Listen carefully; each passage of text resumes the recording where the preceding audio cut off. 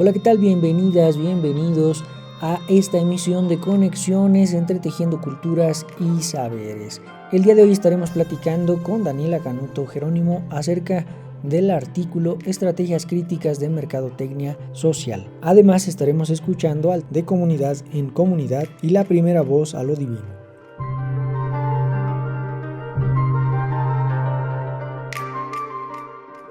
Bienvenido a Conexiones. Escucha tus raíces. Esto es Conexiones, entretejiendo culturas y saberes.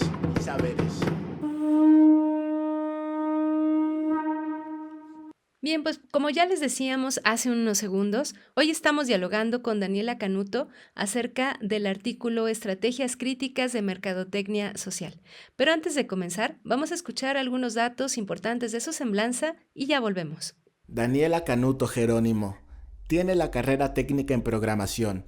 Es egresada de la licenciatura en Comunicación Intercultural por la Universidad Intercultural del Estado de México. Formó parte de la producción del programa radiofónico de la UIEM Conexiones, entretejiendo culturas y saberes. Ha formado parte de la organización de coloquios realizados en la instalación de la misma institución, como el primer coloquio de semiótica y ritualidades. Asimismo, ha participado como ponente en el 10º Congreso Internacional Medicina, Salud y Sociedad, realizado en las instalaciones de la Facultad de Antropología de la UAMEX, así como en el tercer Congreso de Género e Interculturalidad, un diálogo posible, en las instalaciones de la Universidad Intercultural del Estado de México. Escribió el capítulo del libro Memoria y Olvido, el imaginario social de las mujeres de la familia Jerónimo Miranda de Santa Ana Ixtlahuaca para el libro Género, aproximaciones desde la interculturalidad. Actualmente maneja el proyecto de difusión Ndetreje en redes sociales y es directora del área de revisión editorial de la revista Nodos.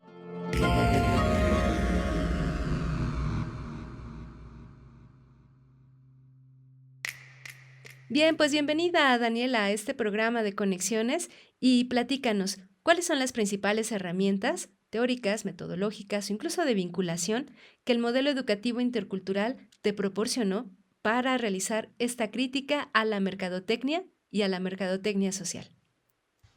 Bueno, me gustaría comenzar por mencionar que el modelo educativo intercultural que la Universidad Intercultural oferta a través de sus licenciaturas, pues busca que nosotros como estudiantes provenientes de estas comunidades originarias reconozcamos la importancia que tienen los valores, las creencias y las distintas formas de vida que se gestan en estos lugares.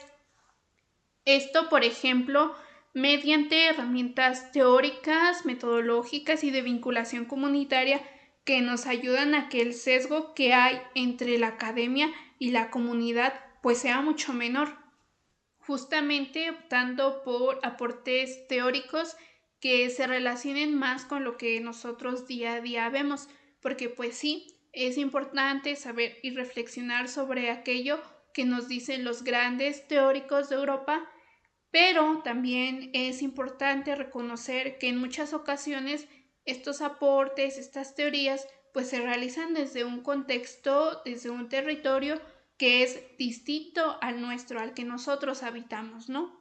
Es por ello que a veces, y me incluyo, nos cuesta trabajo relacionar lo que dice tal señor de Europa con lo que día a día nosotros vivimos dentro de nuestras comunidades y los territorios que nosotros habitamos.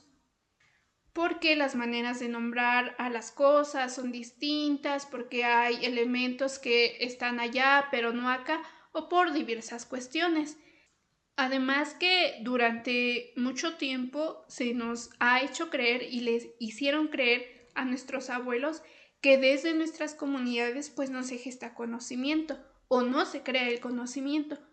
Sin embargo, desde algunas propuestas de coloniales que se revisan en clases, por ejemplo, la que nos ofrece el profesor Aníbal Quijano o Enrique Dussel u otras autoras u autores que hablan desde territorios que son más cercanos a los nuestros, pues es que nos damos cuenta que es a partir de la comunidad que se crea, que se construye el conocimiento, porque por muchísimos años se ha creído que en las comunidades pues no hay nada de qué hablar, no hay nada de qué contar, o lo que nuestros abuelos y abuelas saben sobre la vida pues no es válido frente a lo que la academia enseña.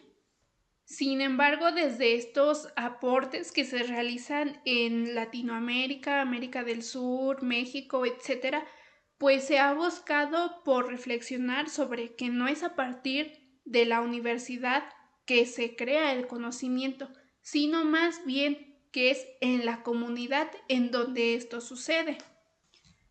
Y es importante mencionar que tenemos bastantes vicios desde la academia y las instituciones, porque pensamos que no es válido juntar nuestras emociones, lo que sentimos, lo que pensamos, con las investigaciones que realizamos, porque no es objetivo.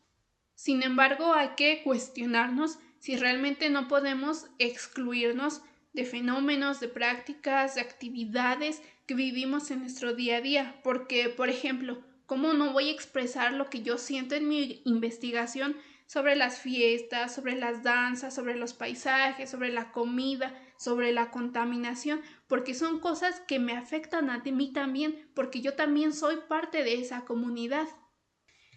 Y me parece que justamente es porque nos han dicho que no podemos vernos reflejados con estas formas de vida, con estas tradiciones, que cuando nosotros estudiantes de la UIM vamos a las comunidades, a vinculación comunitaria, llegamos como que en un plan de, pues yo soy investigador y yo te vengo a ti a enseñar sobre qué es la cultura, qué es la tradición, y por lo tanto muchas personas de estas comunidades que visitamos se cierran al diálogo, ¿no? Y es completamente válido, ya que además por muchísimos años han sido víctimas de extractivismo epistémico, es decir, cuando un grupo de personas, investigadores, etcétera, llegan a comunidades a saquear información sobre sus saberes, sobre sus prácticas, sobre su forma de ver al mundo, y las personas, la comunidad en general, pues no reciben ningún tipo de reconocimiento. Entonces, por eso hay ocasiones en que las señoras, los señores, las abuelas, los abuelos, pues se vuelven celosas de su conocimiento. Entonces, pues ya con esto dicho, en una de las clases que tomamos en séptimo semestre se cuestionaba mucho sobre por qué hay una asignatura denominada Mercadotecnia Social dentro de un plan de estudios de la licenciatura en Comunicación Intercultural con un modelo de educación supuestamente distinto a otros, ¿no? Si durante mucho tiempo las comunidades fueron saqueadas y no se les regresaba nada a cambio, ya que cuando nosotros pensamos en la palabra mercadotecnia, las primeras imágenes mentales que se nos presentan son estrategias de negocio, en donde lo único que se busca de manera primordial es vender más y con ello generar el aumento en la demanda de un producto que se oferta. A raíz de esto es que actualmente nos enfrentamos a problemas de acumulación debido al consumo excesivo. Y por este modelo aspiracionalista es que se nos es difícil pensar en otras alternativas. Sin embargo, no existe únicamente una vía para la mercadotecnia encaminada exclusivamente a la venta de un producto tangible, sino también existen otras maneras y una de estas es la mercadotecnia social. Y en palabras de Kotler, se describe como el uso de principios y técnicas de marketing para influenciar a una audiencia objetiva a que voluntariamente acepte, rechace o modifique un comportamiento en beneficio de individuos o un grupo social. Es decir, este tipo de mercadotecnia va encaminada a influir en el comportamiento de las personas y pues esto normalmente es a través de causas sociales como promover la igualdad, la justicia, proteger el medio ambiente o también fomentar el rescate de ciertos elementos que ya han sido olvidados. Entonces este fue como nuestro objetivo, ¿no? El rescatar. Es por ello que consideramos pertinente abarcar un proyecto de rescate, de resignificación de platillos olvidados dentro de las dimensiones de la mercadotecnia social, puesto que a partir de los temas que se plantean tanto de manera individual como el eje colectivo que son los alimentos, bebidas, pues se busca generar que las personas de las comunidades en donde trabajamos, pero también en otro tipo de espacios como lo son las universidades, generen conciencia sobre la importancia que tienen estos platillos, pues ya que están presentes dentro de todos nuestros contextos y son parte fundamental de los tejidos comunitarios que nutren a nuestras comunidades. Muchas gracias, Daniela, por esta experiencia y reflexión. Y claro que el ámbito universitario nos provee de herramientas, no solo teóricas, sino también reflexivas, para poder generar estrategias diversas ante lo que ocurre en nuestra cotidianidad. Y una de estas maneras de reflexión es acerca de la incidencia de la mercadotecnia que en su ámbito, digamos, comercial o publicitario ha tenido, pero que, como nos has compartido, también se puede generar otras estrategias de conexión, como lo social y lo cultural. Vamos a seguir dialogando con Daniela acerca de este tema, pero antes vamos a una pequeña pausa y continuamos. Pónganse en contacto con Conexiones al teléfono 712-123-5963. Continuamos.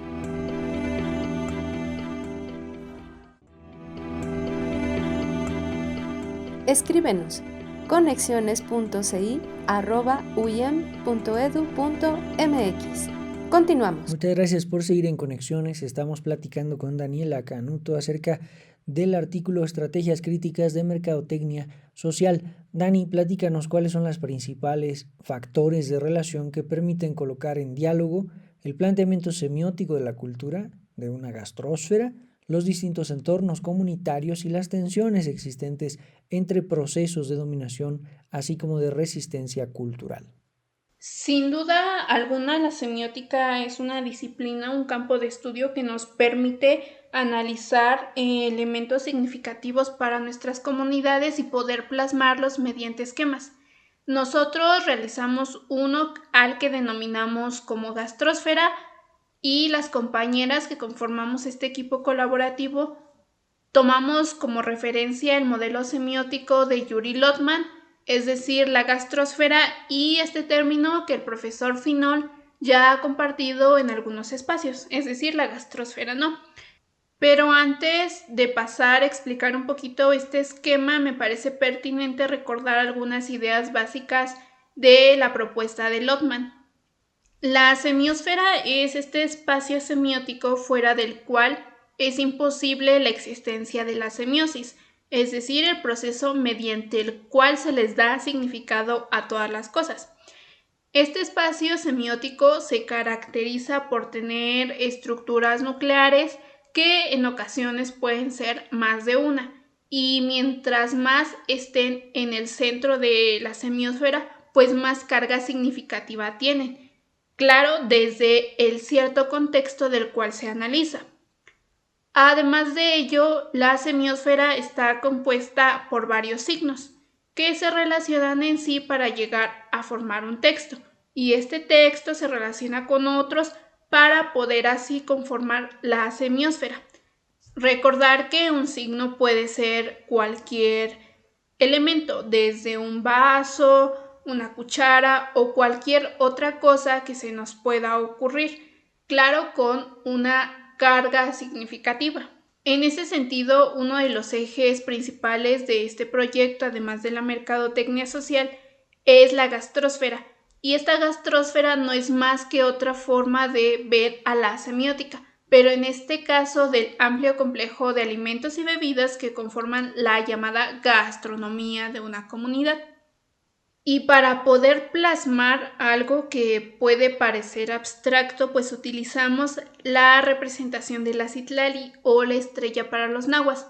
Esta es una especie de ojo, y lo que podría ser el iris de este ojito es nuestro núcleo, con mayor carga significativa. La parte de abajo de este ojo son aquellos elementos que consideramos esenciales para la preparación y consumo de alimentos y que permiten que estos se sigan consumiendo aún hoy. Y a la parte de arriba, aquellos que inciden en que estos alimentos o bebidas presentes en comunidades originarias pues se vayan perdiendo. Entonces, la estructura nuclear de nuestra gastrósfera, que tiene mayor carga significativa, pues son los elementos de introspección y los tejidos comunitarios, porque pues si bien los ingredientes con los que se realizan estos platillos como el maíz, los quelites o las habas son importantes, pues estos dan paso a un montón de relaciones que se entretejen, por ejemplo, cuando nuestra abuela nos enseña a preparar el caldo de toro, o aquellas conexiones que se refuerzan cuando en la fiesta, en la boda, se comparte el sende. De igual manera, los espacios, aquellos en donde se crean las relaciones con los otros, también son importantes y por ello la cocina, el fogón, en nuestros hogares Mazahua son de suma importancia, porque sí, es ahí donde comemos, es ahí donde se preparan estos alimentos, pero es también ahí junto al fuego en donde nuestras madres, nuestros abuelos nos cuentan las historias que mantienen viva la comunidad. Otro de los textos que se consideran fundamentales para el abordaje de la gastrósfera es el cuerpo, porque a partir de él significamos el mundo y nos apropiamos de él. La corporalidad también es de suma importancia porque con él se preparan estos alimentos y bebidas, y en cada uno de estos platillos el cuerpo significa de manera distinta, porque se dispone de manera diferente, ya que no es lo mismo cómo se acomoda un cuerpo que prepara tamales a un cuerpo que prepara el sende. Lo mismo sucede con los artefactos.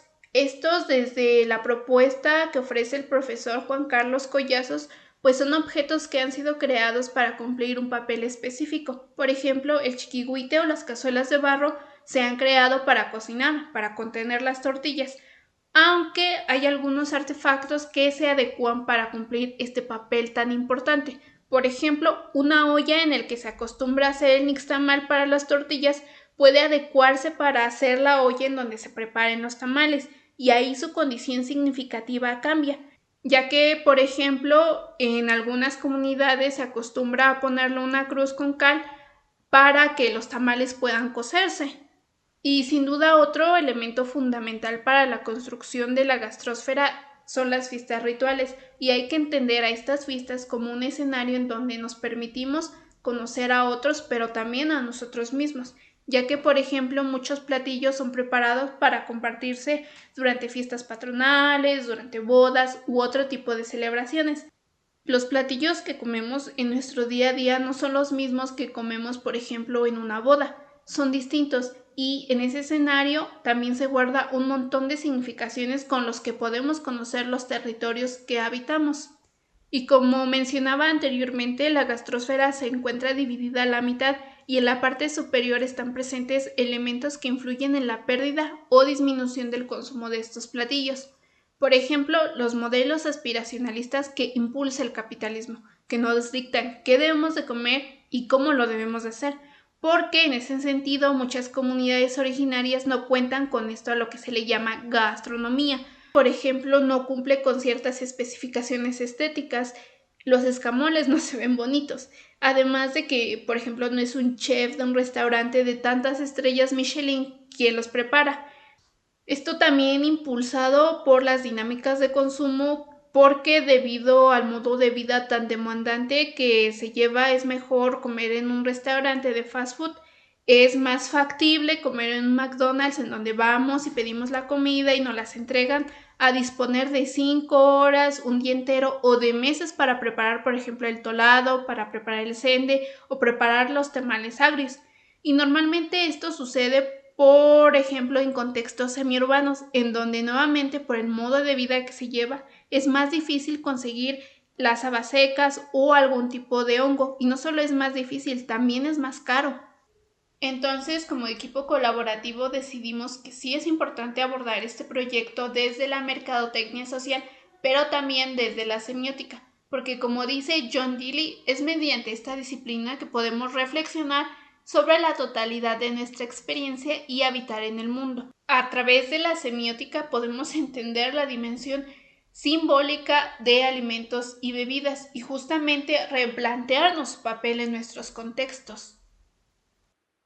Bien, pues la dimensión de la capacidad articulante que tiene esta significatividad de diferentes procesos cotidianos, como puede ser la comida, para involucrarse como elementos distintivos de una cultura, de una práctica tradicional como puede ser la gastronomía o como lo denominas, gastrósfera, pues son elementos que nos hablan también de la importancia que tiene nuestras prácticas cotidianas como elementos identificadores de una pertenencia cultural específica. Pues para seguir platicando a propósito de esta dinámica, quédense en Conexiones, seguimos en este diálogo. Gias Magi, Ankia Ramadi, bienvenidos a De Comunidad en Comunidad. Ya comenzamos. Tumo y no frijoles, maguasi y abono, así se dice. Medio año lo levantas el frijol, lo reguardas. 6 meses, son de 6 meses. El frijol no son de 3 meses.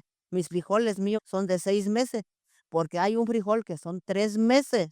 Ese no me gusta, está muy dulce. Sube su surco bien y el abono y le echas el maíz para que se cuelga así a altura, bien altito para que se dé la cosecha del frijol, porque si no, no va a dar. Lo echan más agua y no mucho agua, no, porque se muere el frijol cuando lo riegas mucha agua, bastante agua, va a morir el frijol porque le riegas mucho agua. Así no se hace. Pues lo voy a ir quitar la milpa. Nada más tuco cajua muy juro ego, lo pelo y lo voy a hervir, lo lavo, lo hiervo. Así se hierve. Se cocina, le echa su chile rajada y epazote, sal. Y lo vas a mover la olla porque si no se te va a pegar la olla a barro, se te pega. Si tú no lo mueves el frijolito, se te pega la olla. Tienes que estar pendiente cocinando tu frijolito, porque si no vas a estar pendiente no va a cocer, no va a servir frijol. Tienes que hacerlo bien, la lucha.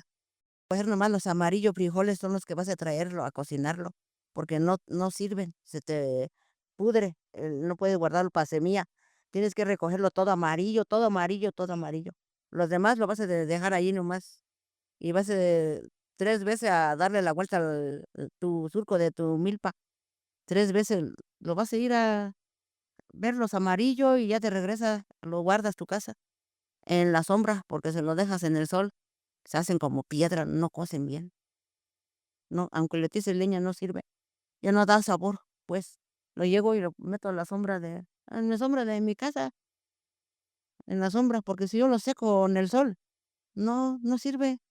Se pudre el frijol, se hace feo, no queda y no lo vendes bien, porque yo lo dejo a 80 pesos el kilo. 80. Quieren el frijol bien bonito, bien rosa, rosa, como yo siembro el frijol rosa. No, el negrito no, casi no quieren el negro aquí. Puro rosa, rosa, rosa, rosa frijol quieren. Yo lo vendo en 80 pesos el kilo. Coge el más gordito frijol, los coge uno por uno, uno por uno. Ya vas a decir, voy a sembrar 6 surcos con 2 kilos, con 2 kilos de frijol nada más. Le echas de cuatro semillitas.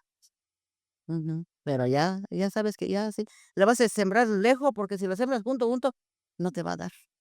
Hacia aquí como un paso. Porque si tú le echas con tractor, no se te da.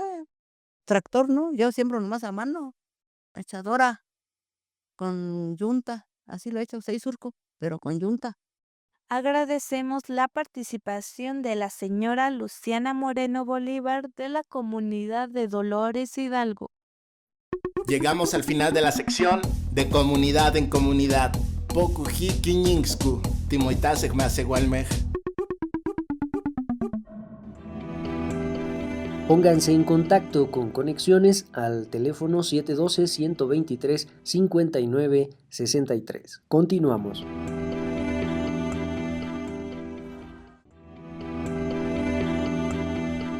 Escríbenos conexiones.ci@uyem.edu.mx. Continuamos. Agradecemos su escucha, continuamos en este programa de Conexiones y estamos platicando acerca del artículo Estrategias Críticas de Mercadotecnia Social. Daniela, ¿en qué radica la importancia de plantear propuestas estudiantiles como este artículo, dentro del ámbito académico y comunitario? ¿Nos podrías mencionar tal vez algunas de las comunidades que consideraron para la elaboración de este texto, algunos de los platillos, incluso algunos de los principales hallazgos que pudieron encontrar a lo largo de esta investigación? Pues como ya mencionaba hace un ratito, en la UIM realizamos esta vinculación comunitaria y normalmente pensamos que es escoger una comunidad ajena a la nuestra y trabajar ahí nuestros proyectos. Sin embargo, hay que comenzar a replantear sobre este modo de hacer vinculación comunitaria porque pues todo el tiempo nos estamos vinculando, nos estamos acercando a nuestra comunidad. Entonces, este proyecto de mercadotecnia social tiene como propósito justamente voltear a ver a nuestros hogares y reflexionar sobre aquello que comemos, aquello de lo que nos alimentamos. Cabe mencionar que este es un proyecto en el que estamos involucradas varias compañeras de distintas comunidades de la zona norte del Estado de México.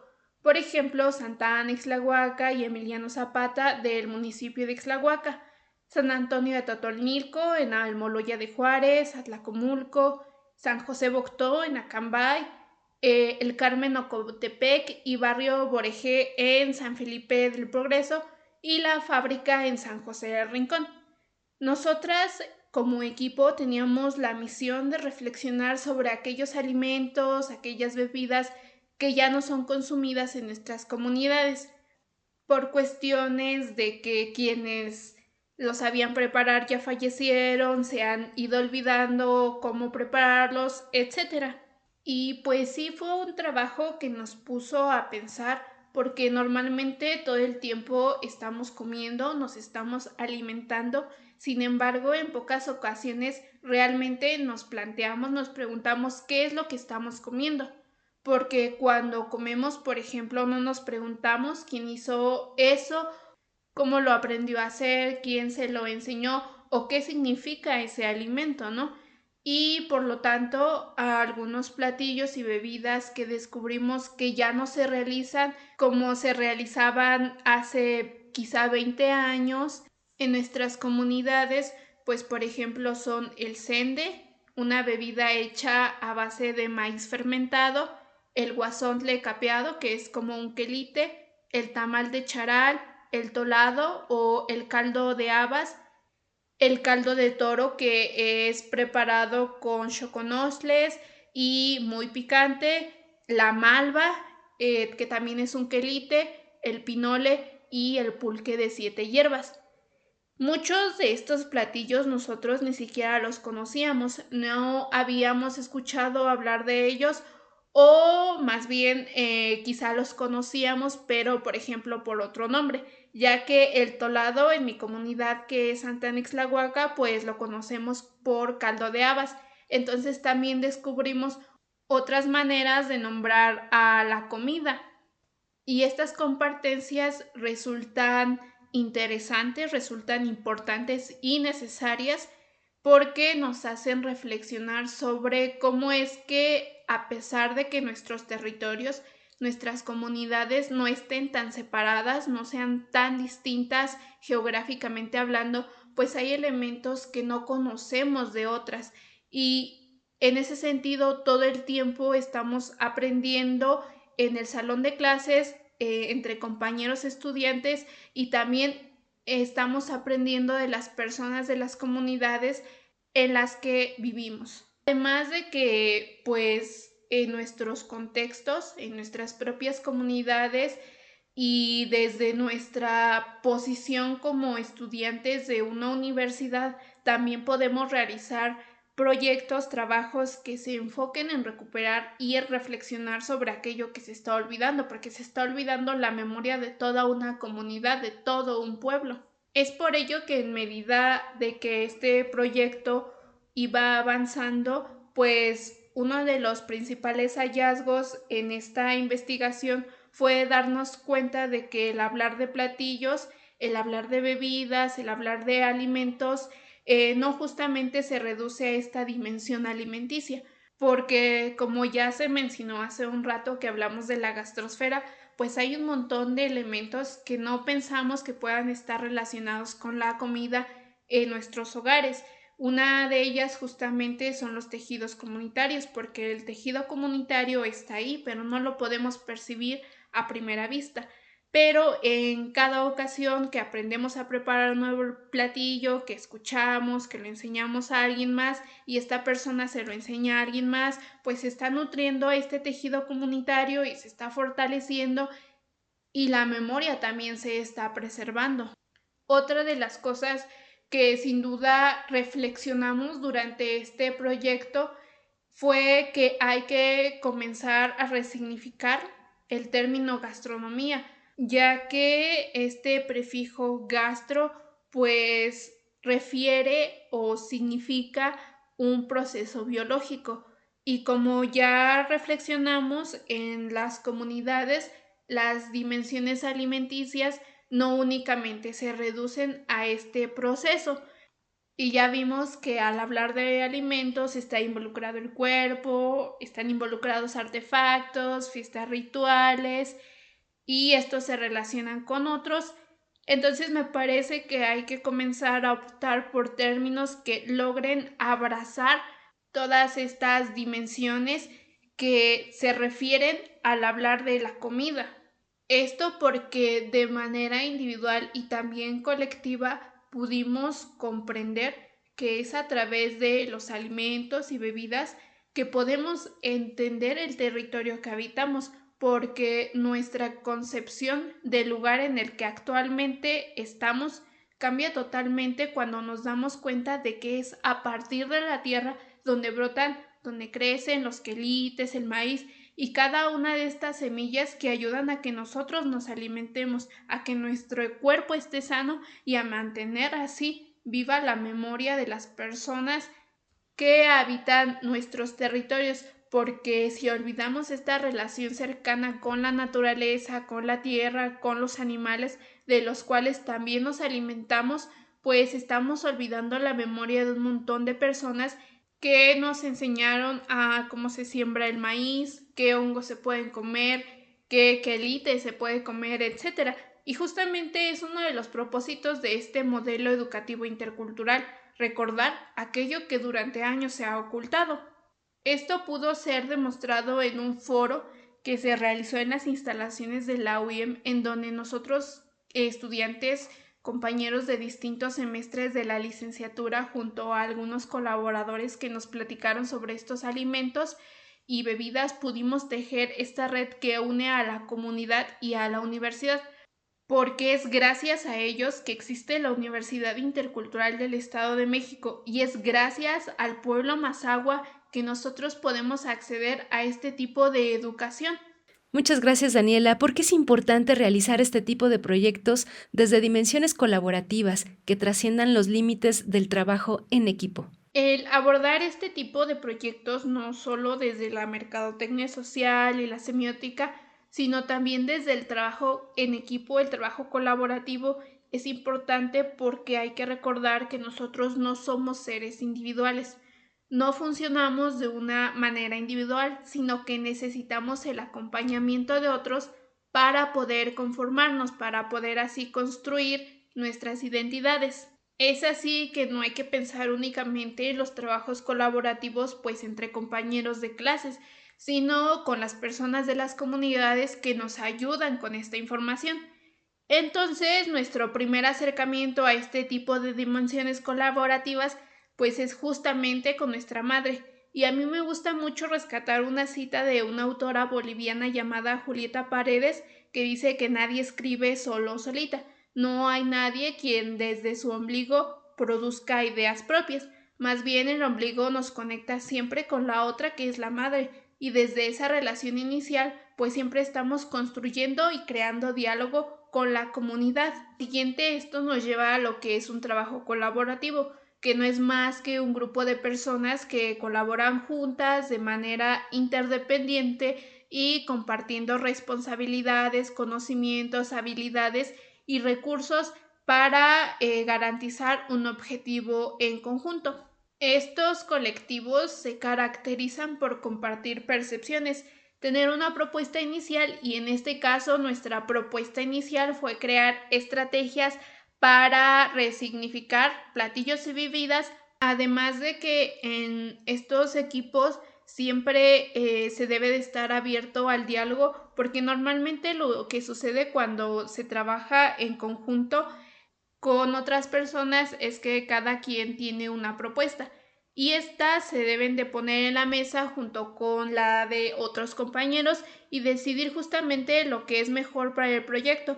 Además de que pues debemos estar comprometidos con el proyecto y poder ser capaces de resolver desacuerdos y discusiones, por lo que la colaboración implica que los miembros de un equipo no solo cumplamos las tareas individuales, sino que también interactuemos con el resto de compañeros activamente, pues para el apoyo mutuo y resolver problemas en conjunto y así sacar adelante los proyectos. Y justamente me parece que esto no solo puede reducirse a un trabajo colaborativo en un salón de clases, sino también lo podemos de ver muy de cerca en las comunidades, ya sea en los distintos comités que se encuentran, por ejemplo, los del agua, la junta de delegados, etcétera. Estos colectivos se encargan de proponer ideas justamente para atender las necesidades de la población y normalmente o en muchos casos estos se abren al diálogo para aceptar ideas que la misma población propone. Además de este ejemplo, en las comunidades pues podemos ver la colaboración de todas y todos en las faenas para la construcción o mantenimiento de los caminos o carreteras o también para sembrar árboles.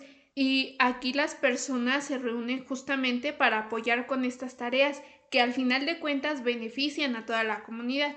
Los señores cargan las piedras, los niños ayudan a cargar el agua, las mujeres llevan comida y así se busca la participación de todos y todas. Para distintos pueblos se le conoce de manera distinta. Por ejemplo, el tequio es para algunas zonas de Oaxaca y en especial para la zona más agua de acá del Estado de México, a esto se le conoce como fochte. Y pues es esta capacidad de colaborar con otros para un beneficio y pues siempre estamos en contacto con este tipo de interacciones porque por ejemplo cuando se acerca a una fiesta pues se dan las famosas ayudas y estos creo que son de los casos más conocidos en nuestras comunidades porque por ejemplo cuando una vecina va a tener una celebración los familiares nos reunimos para ayudarla, para preparar los alimentos, para preparar todo lo necesario para que se lleve a cabo esta fiesta.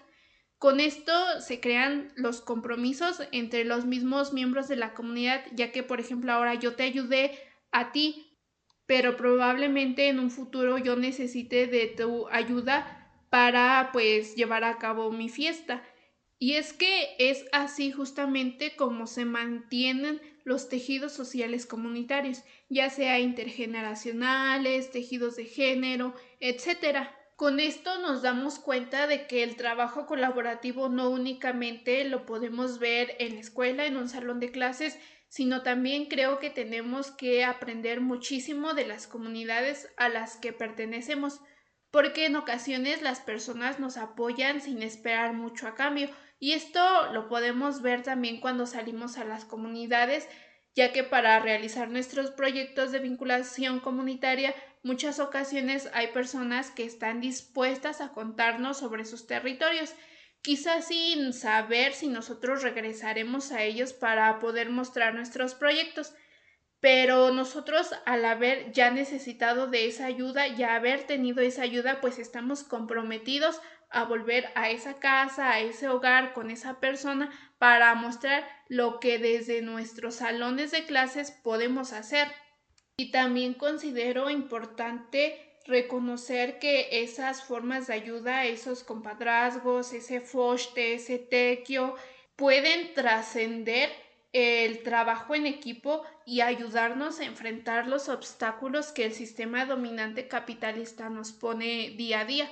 Porque como mencioné en un inicio de esta pregunta, al final de cuentas siempre vamos a necesitar de otras personas para poder llevar a cabo nuestros proyectos, que no solo los de la escuela, sino también nuestros quehaceres cotidianos, sembrar, cosechar, la fiesta. Entonces debemos de aprender en este proceso a reconocer todas esas identidades, todas esas formas de vida, y en ese reconocer a los otros también estaremos reconociéndonos a nosotros mismos. Y claro que desde nuestra posición como estudiantes podemos hacer demasiadas cosas para seguir fortaleciendo los tejidos comunitarios y con ellos la identidad de nuestros pueblos originarios. Pues muchas gracias, Daniela, por compartirnos estas experiencias y sin duda las tomaremos como ejemplo para otros proyectos.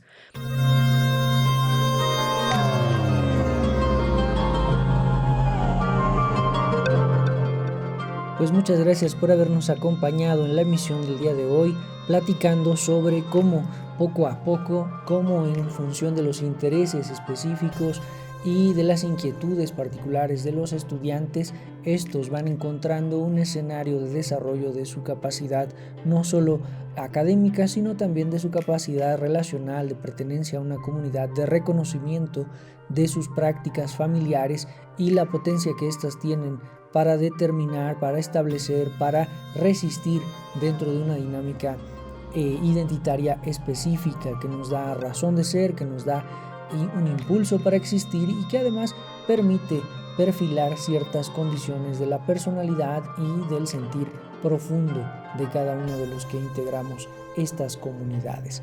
Pues agradecemos mucho también al equipo de producción, Daniel Vallejo, Nadia Cruz, Araceli Ramírez, Verónica Trujillo, Edwin Morón. Muchas gracias por su atención y de igual manera agradecemos este espacio a Radio Tucuruza Pichu y la colaboración de compañeros y compañeras de la Licenciatura en Comunicación Intercultural de la Universidad Intercultural Indígena de Michoacán. Muchas gracias por su atención. Hasta la próxima.